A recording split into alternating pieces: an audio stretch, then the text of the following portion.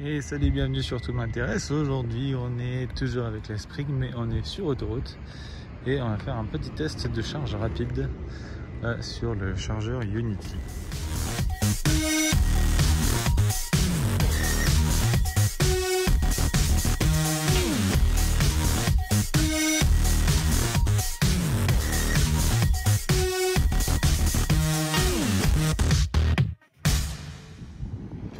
Donc sur ces bornes, comme beaucoup de bornes de puissance, on aura une facturation au kilowattheure et une facturation à la minute. Mais il faut savoir quand même que vous avez la possibilité d'avoir un paiement sans contact directement sur la borne. Et vous pouvez du coup avoir un tarif unique, semble-t-il, à la minute, qui est de 80 centimes d'euros, je crois, si je ne m'abuse. On va peut-être à la fin le tarif. Mais ce qui est pas mal, c'est qu'on voit que ça communique avec la voiture. On voit le pourcentage de batterie qui est déjà atteint et d'autres statistiques, le temps depuis lequel on est branché, le nombre de kilowattheures délivrés et la puissance de recharge. Donc, je pense que je vais faire un petit quart d'heure et on fera le bilan à l'arrivée sur la petite facture, sachant qu'aujourd'hui j'ai rechargé avec mon badge du réseau e-born, qui est un réseau de bornes du sud de la France. Ça donnera une idée de ce qu'il est possible d'avoir sur ces bornes de charge rapide sur le réseau Unity et sa route. Et la charge est bientôt terminée. Au passage, je ne sais pas si vous avez la même chose, mais on a quand même pas mal de dépôts de poussière de plaquettes sur la voiture, sur les roues avant. Pendant que ça charge, on regarde de près. Recoucou dans la voiture, on prend quelques minutes, enfin quelques secondes même pour faire le bilan de ces recharges sur autoroute.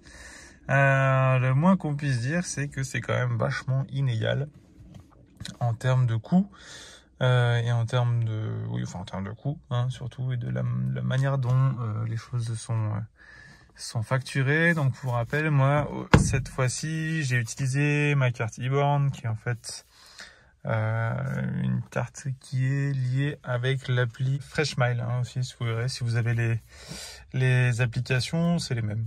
On peut dire qu'en termes de politique tarifaire, c'est à peu près les mêmes choses qui ont été négociées aussi.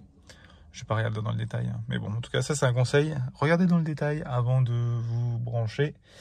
Ce que ça donne là, je vais vous mettre juste un récapitulatif justement dans e-born de ce que ça va coûter. Voilà, récapitulatif de la session. On commence par l'aller et on voit en fait qu'à l'aller, finalement, c'était quand même globalement tout à fait, je trouve, acceptable pour une charge rapide. Donc on était chez BP. C'était des chargeurs 50 kW et ça a son importance a priori. J'ai pas encore une grande expérience des grandes recharges CCS. On en a eu à peu près pour 5 € pour 7,1 kWh et pour une durée de 15 minutes. J'ai fait exprès de prendre 15 minutes parce que j'ai fait pareil à l'aller et au retour. C'est notre premier trajet un peu autoroute plus, on a fait 400 bornes. Voilà, parti plein, retour voilà, avec une charge rapide à l'aller, une charge rapide au retour et un petit peu de charge sur place aussi. Toujours avec le réseau e-born. Bref. Je vous mets maintenant, je vous affiche le récapitulatif de la session retour. Donc là, on était sur le réseau Unity. Et alors là, Unity, je sais pas si vous... Non, je doute que vous écoutiez mes vidéos, mais alors si vous regardez mes vidéos, pitié, faites quelque chose pour les gens qui ont des Dacia Spring, s'il vous plaît. Non, là, on était sur un chargeur 350 kW, donc voilà, complètement surdimensionné par rapport à ce que peut faire la Titine. Mais n'empêche que c'était la première fois que je voyais au moins une vraie recharge effective à 30 kW. Là, pour le coup, on était au taquet du chargeur. Donc on nous a vendu un CCS 30 kW, ça fait 30 kW. Mais vous voyez, le reste des statistiques, ça pique un peu. J'ai fait 15 minutes aussi, mais cette fois-ci avec 7,5 kWh, donc sensiblement la même quantité d'énergie qu'à l'aller. J'en ai plus pour 5 €, mais pour 12. Voilà, donc vous imaginez une recharge un peu plus longue là-dessus, ça picote quand même. Donc si j'ai bien compris, c'est de voir 2-3 commentaires, surtout sur le groupe Facebook Dacia Spring, vous pouvez le rejoindre aussi, pas mal d'utilisateurs là-bas. Il y a pour certaines stations où il y a différents chargeurs Unity, vous n'avez pas le même tarif selon la puissance de charge. Bon, ça peut s'entendre, hein. Mais sachant que nous, voilà, avec 30 kg, grosso modo, que ce soit 50, 75, 100, 200, 300, 350, ça sera le même combat. Là, pour le coup, au retour sur cette R, il y avait de Unity, il y avait que des 350 kW. Je pense que c'était un truc tout neuf. Donc, du coup, j'avais pas le choix du tarif. Au final, il faudrait que je refasse les maths, mais je suis pas sûr. Tiens, je referai le calcul en off et je vous remettrai dans la description, enfin, juste dans la barre en bas.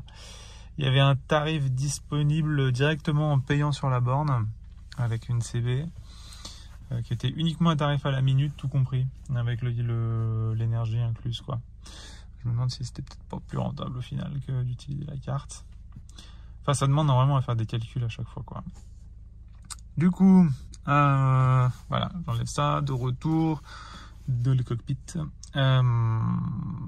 Toujours pour dire, en tout cas, le CCS, pour moi, ça reste quand même une bonne idée de l'avoir. 600 € de l'option, sachant, voilà, une fois qu'on a enlevé avec les aides, etc., ça, je trouve que le reste à charge n'est pas non plus dingue. Ça dépanne. Le CCS, c'est quand même en train de se... Bon, c'est difficile à dire démocratiser, mais j'ai l'impression que c'est quand même ce qui s'installe le plus en ce moment. On a ici à côté, il y a Carrefour qui est en train d'installer des bornes. Qui vont être des bornes d'ailleurs, des bornes d'essai de 20 kW et aussi des bornes d'essai de 50 kW, donc aussi des CCS. Donc là je suis content parce qu'a priori il y aura 1 heure gratuite avec la carte du magasin. Je ferai une petite vidéo avec ça. Quand ils y seront, là ils sont en plein travaux, donc on n'y est pas encore. Et qu'est-ce qu'il y a d'autre aussi? Oui, et nous aussi sur la métropole grenobloise ici aussi, ils sont en train de changer les chargeurs et petit à petit ils sont en train d'installer des DC 22 kW CCS. Donc avec le câble attaché sur la borne. Donc c'est pareil, là c'était des chargeurs où j'aurais pas pu en profiter si j'étais sur une recharge, enfin si j'avais pas pris l'option CCS, ce qui aurait été dommage. Parce qu'au final 22 kW c'est bien, enfin c'est beaucoup, on va dire que c'est mieux que 7 kW quand on est sur une T2 de base. Ça permet quand même d'aller presque 3 fois plus vite, hein. même 3 fois plus vite que du 7 kg. Et on n'est pas non plus sur des puissances de dingue, quoi. Je veux dire, il y a aussi des voitures qui rechargent en 22, la Zoé je crois, elle recharge en 22 kg sur du type 2 en triphasé, si je dis pas de bêtises. Si vous avez, peut-être mettre dans les commentaires, parce que je voyais des remarques qui disaient mais de charger toujours sur une borne rapide on abîme les batteries, mais en même temps 22 kW, est-ce que c'est considéré vraiment comme une charge rapide, au sens où il y a d'autres voitures, elles chargent, c'est leur charge normale, quoi. Charge triphasée 22 kg, quoi. Donc du coup, bon, je sais pas trop quoi en penser de ça. Bon, de toute façon, c'est pas mon usage principal. Je suis en train d'avancer aussi sur le dossier de l'installation de la prise dans le garage en copropriété. Ça, c'était un long combat, mais ça avance. Des papiers qui sont signés, des devis qui sont partis, donc ça c'est cool. Je ferai aussi un petit point d'étape sur ce truc-là bientôt. Je vous dis à bientôt pour une next vidéo dans la Dacia Spring. Ciao.